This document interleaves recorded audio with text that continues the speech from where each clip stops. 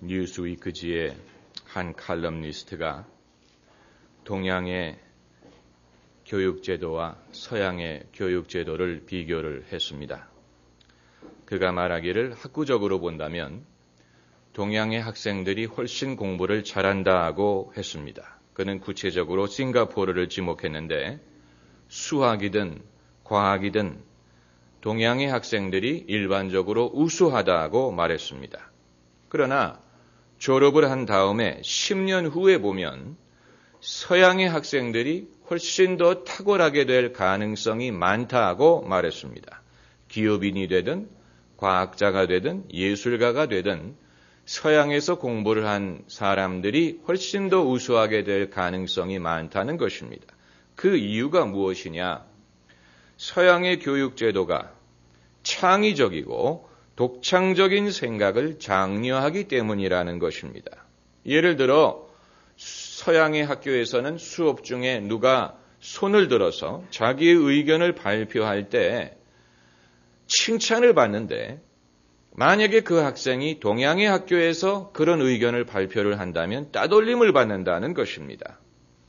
이것은 서양 사람의 안목에서 말한 것이지만 그렇기 때문에 더 객관성이 있다고 생각이 됩니다. 우리는 우리나라의 교육제도를 바꿔야 된다는 사실에 대해서는 모두가 공감을 합니다. 여당이든 야당이든 교사들이든 학부모든 학생들이든 교육제도를 바꿔야 된다는 사실에 대해서는 이의가 없습니다. 그러나 문제가 제도에 있는 것이 아니고 우리의 정서와 가치관에 있는 것이라면 그것은 아무리 교육제도를 뜯어 바꾼다고 하더라도 그 문제를 풀 수가 없을 것입니다. 우리의 생각이 바뀌고 정서가 바뀌고 가치관이 바뀌기 전에는 여기에는 문제 해답의 열쇠가 없는 것입니다. 우리는 누가 무엇을 하면 그것을 쫓아서 해야 된다는 그런 강박관념이 있지 않습니까? 친구 따라 강남 간다는 말이 바로 그런 뜻입니다.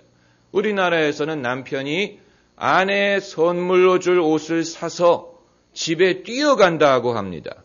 왜냐하면 유행이 바뀌기 전에 아내에게 입히기 위하여. 그것이 우스갯소리 같지만 뭔가 우리에게는 남에게 뒤질라 뛰어가는 그런 면이 있습니다.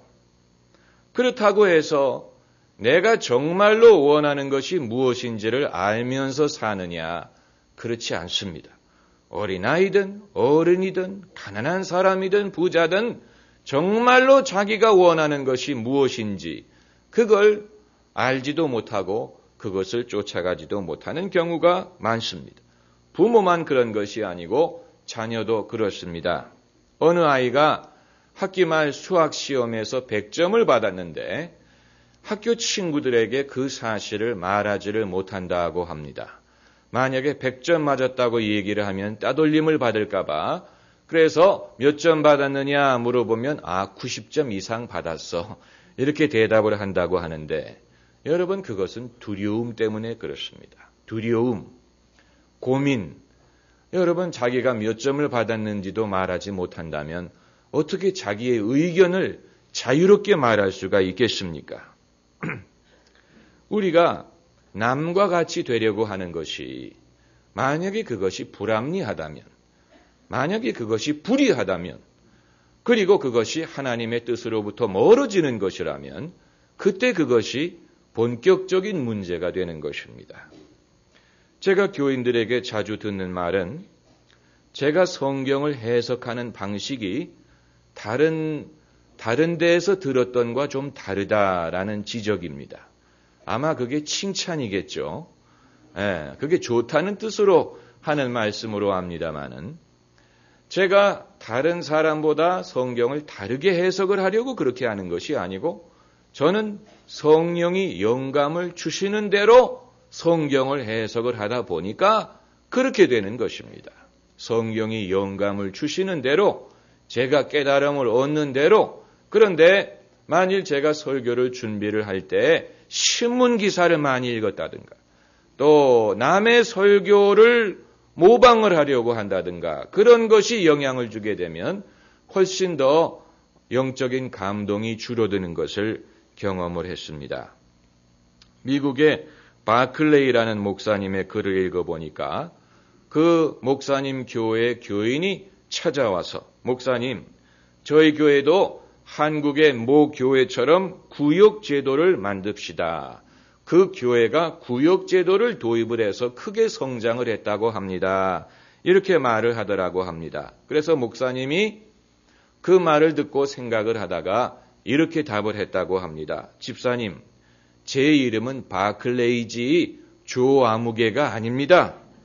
하나님이 그분에게는 구역제도에 대한 비전을 주시고 믿음을 주셔서 그것을 실천했더니 좋은 결과를 얻었지만 하나님은 아직 저에게 거기에 대한 비전도 주지 않고 믿음도 주지 않았는데 내가 만일 흉내를 내게 되면 하나님이 그것을 통해서 역사하신다는 그런 이 약속이 없습니다. 이렇게 대답을 했다는 것입니다. 여러분, 이러한 원리는 목회뿐만이 아니고 모든 데에 적용이 됩니다. 제가 얼마 전에 의인의 미천이라는 시리즈 설교를 한 적이 있지 않습니까? 빈부귀천을 막론하고 모든 사람에게는 적어도 세 개의 공통적인 기본적인 미천이 있는데 첫째는 기도할 수 있는 무릎입니다. 모든 사람이 기도할 수 있습니다. 여기에는 이방인이든 유다인이든 차별이 없습니다. 기도할 수 있는 두 무릎이 있고 둘째는 깨달음을 얻을 수 있는 마음이 있습니다. 그리고 셋째는 일할 수 있는 손이 있습니다. 이것은 모든 사람에게 하나님이 공평하게 주신 것입니다. 이 세 가지를 제대로 활용하기만 해도 모든 사람은 성공적인 인생을 살 수 있습니다. 기도하지 않고 마음의 깨달음을 얻지 못하고 그리고 자기 손으로 수고하지 않기 때문에 사람들이 실패하는 것이지 재능이 부족한 것도 아니고 환경이 열악한 것도 아닙니다. 하나님은 모든 사람에게 공평한 미천을 주시고 그것을 가지고 살게 하셨습니다. 케네디가 대통령으로 취임을 할 때 프랑스의 드골 대통령이 다음과 같은 조언을 주었다고 합니다. 당신은 세계에서 가장 권세가 있는 국가의 대통령이 되었다. 당신 밑에는 많은 유능한 보좌관들이 있을 텐데 당신이 중요한 결정을 내려야 될 때 그들의 말을 들어야 되지만 이 사람의 말, 저 사람의 말을 다 듣다 보면 아무런 결정도 내릴 수가 없으니까 그럴 때에는 당신이 아무도 없는 곳에서 하나님 앞에 묵상을 하고 가슴에서 울려나오는 소리를 들으라. 이렇게 조언을 해 주었다는 것입니다. 가슴에서 울려나오는 소리. 여러분, 이것이 바로 하나님이 주시는 영감입니다. 우리가 이 하나님이 주시는 영감, 감동, 비전, 꿈, 소원, 지혜, 아이디어 이런 것을 통해서 하나님이 말씀을 하시기 때문에 이것을 쫓아갈 때 믿음이 생기는 것이고 확신이 생기는 것입니다. 그리고 어려운 일이 있을 때 그것을 극복할 수 있는 능력이 이것은 하나님이 나에게 보여주신 것이고 약속하신 것이라는 믿음에서 비롯됩니다. 만약에 그런 믿음이 없는 사람은 어려운 일을 당할 때 주저앉아 버리고 맙니다. 뉴욕 패션계에 떠오르는 별로 주목을 받는 정두리라는 패션 디자이너가 있습니다. 차두리가 아니고 정두리. 그녀는 처음에는 그 부모님이 경영하시는 세탁소의 지하실에서 시작을 했다고 합니다. 거기에서 디자인을 하고 옷을 만들었는데 지금은 그녀가 패션쇼를 열면 보그 잡지의 편집장 같은 사람이 참석을 한다고 합니다. 제가 여러분에게 말씀드리고자 하는 것은 그 사람이 얼마나 성공을 했느냐 그걸 보자는 게 아니고 이분이 남의 패션쇼에 가서 남의 디자인을 베끼지 않고 남들이 이분의 패션쇼에 와서 그 디자인을 베낀다는 것을 주목하자는 것입니다. 여러분, 우리는 언제까지 남들을 부러워하면서 남들을 시기하면서 남들을 흉내내면서 살려고 하겠습니까? 그것은 올바른 것이 아닙니다. 하나님이 내게 은혜를 주셨고 내게 주신 은혜가 족하다는 사실을 믿어야 됩니다. 내게 주신 은혜가 남에게 주신 것과 같지 않을지라도 그러나 내게 주신 은사가 있고 내게 주신 달란트가 있고 내게 주신 은혜가 있기 때문에 그 은혜를 내가 알고 그것을 받아들이고 믿고 그리고 그 안에서 내가 최선을 다해서 순종하면서 살면 남부럽지 않은 오히려 남들이 나를 배우고자 하는 그런 뭔가 이 선하고 아름답고 그리고 풍성한 그런 것이 생길 수가 있는 것입니다. 오늘 본문 말씀은 제가 교인들을 위해서 기도할 때 자주 제 입에서 튀어나오는 성경 구절이어서 제가 주목하게 된 그런 말씀입니다. 7절 말씀을 보면은 천인이 내 곁에서 만인이 내 우편에서 엎드러지나 이 재앙이 내게 가까이 못하리로다. 한번 따라해보세요. 내게 가까이 못하리로다. 여러분, 우리 좌우에 넘어지는 사람들이 많습니다. 천인이 내 곁에서 만인이 내 우편에서 엎드러지나 넘어지는 사람들 많고 실족하는 사람들 많고 죄 짓는 사람들 이 세상에 많습니다. 그러나 그들을 바라봐서는 안 됩니다.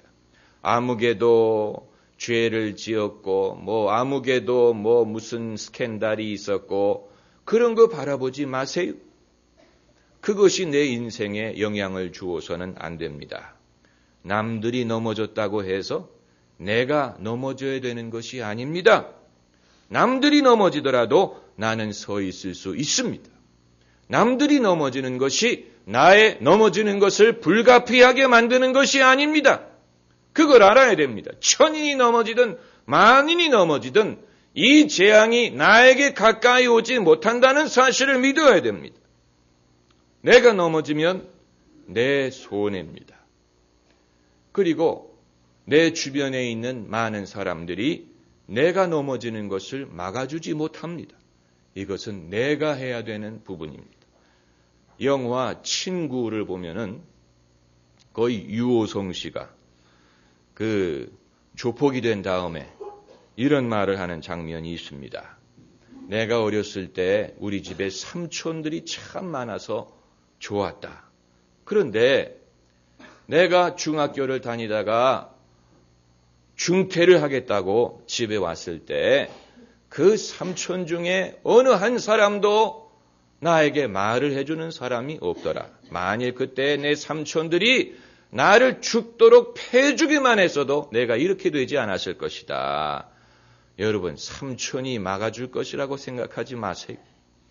친구가 주변에 아무리 많다고 친구들이 내가 넘어지는 것을 막아줄 것이라고 생각하지 마세요. 이것은 내 책임입니다.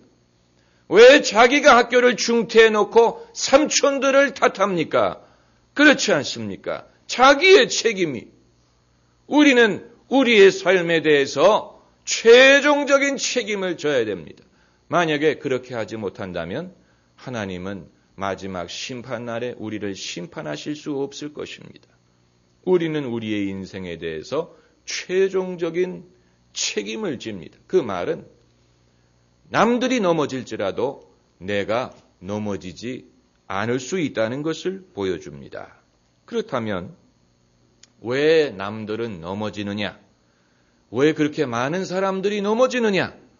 그렇게 많은 사람들이 넘어진다는 말은 나도 넘어져야 된다는 것을 시사하는 것이 아니냐 이렇게 생각할 수 있지만 안 그렇습니다. 바로 이 부분에서 우리는 세상의 생각과 이 우리의 생각을 단절시켜야 됩니다. 예, 그렇게 많이 사람들이 넘어지는 이유를 우리는 알 수가 없죠. 그것은 본인의 사정입니다마는 한 가지 분명히 알 수 있는 것은 하나님의 은혜가 부족해서 그들이 넘어지는 게 아닙니다. 하나님이 도와주시지 않아서 넘어지는 것이 아닙니다. 안 넘어질 수 있었습니다. 그렇기 때문에 넘어진 사람은 자기 이외에는 탓할 사람이 없습니다. 안 넘어질 수 있었습니다. 하나님이 은혜를 주셔서 여러 번 경고하십니다. 가인이 아벨에 대해서 미운 마음을 가질 때 하나님이 경고하셨던 것처럼 죄의 소원은 너에게 있으나 너는 죄를 다스릴지니라 경고했는데 가인이 그 경고를 듣지 않고 그만 자기 동생을 죽였습니다. 그러면 가인이 누구를 탓할 수 있습니까? 하나님이 나에게 말씀하지 않았다. 양심이 나에게 가르쳐주지 않았다. 아닙니다. 알고 행한 것입니다. 알고 행한 것입니다. 결국은 우리가 우리의 죄에 대해서 책임을 져야 되는 이유는 알고 짓는 죄이기 때문에 그렇습니다. 그 결과를 모르는 게 아닙니다. 내가 이렇게 하면 남들에게 상처가 될 텐데 이것은 남들에게 잘못하는 것이고 하나님에게 잘못하는 것이고 내 자신에게 잘못하는 것이다. 압니다. 그러나 괜찮다 이렇게 생각을 하고 주저하지 않고 그것을 그대로 하는 데에는 결국은 나에게 책임이 있는 것입니다. 이것이 상당히 개인주의적인 생각이라고 보실 분이 계실지 모르겠습니다만은 사람이 하나님을 쫓는 과정에는 그 혼자만이 생각하고 결정해야 되는 그런 부분이 있습니다. 요한복음을 보면 베드로가 예수님이 사랑하시던 제자에 대해서 이런 질문을 합니다. 주여, 이 사람은 어떻게 되겠나이까? 참 신기하죠. 왜 베드로가 그 사람에 대해서 관심을 가졌을지 그때 예수님이 뭐라고 대답하시냐면은 내가 올 때까지 그를 살려둘지라도 내게 무슨 상관이냐? 너는 나를 따르라. 남을 부러워하지도 말고 남에 대해서 시샘하지도 말고 남처럼 되려고 하지도 말고 남을 본받을 수는 있지만 그러나 각 사람은 자기가 열심히 주님을 따라가면 됩니다. 성도의 교제라는 것은 우리가 서로를 바라보면서 서로를 늦추자는 것이 아니고 주님을 열심히 따라가다 보니까 우리가 서로 교제를 할 수가 있는 것이죠. 그게 성도의 교제고 성도의 교제가 유익하고 거룩할 수 있는 유일한 길은 저마다 열심히 주님을 따라가는 중에 사귀는 것입니다. 그것이 올바른 성도의 교제지 그게 아니고 성도들끼리 서로 인간적으로 섞이고 놀고 그렇게 하다 보면은 서로에게 걸림돌이 될 수 있습니다. 여러분 자녀들에게 남처럼 되기를 요구하지 마시고 네가 될 수 있는 최고의 내가 되면 된다. 이렇게 가르쳐야 됩니다. 남처럼 될 수도 없고 될 필요도 없습니다. 세상에 사람들이 많지만 지문이 다 다르고 또 하늘에 눈송이가 많이 내리지만 그 눈이 현미경으로 들여다보면 다 다릅니다. 하나님은 우리를 이와 같이 만드셨습니다. 그런데 이렇게 만드셨는데 왜 우리는 남과 같아져야 된다고 생각을 합니까? 우리가 본받을 대상은 예수님을 닮아가면 됩니다. 그러나 주님의 은혜가 우리에게 족하기 때문에 내가 남처럼 되지는 못할지라도 오히려 내가 주님을 쫓아가는 과정에서 천인이 우리 곁에서 만인이 우편에서 넘어질지라도 난 넘어지지 않고 주님에게도 영광을 돌리고 내게도 흡족한 감사한 삶을 살 수가 있을 것입니다. 기도하십시다.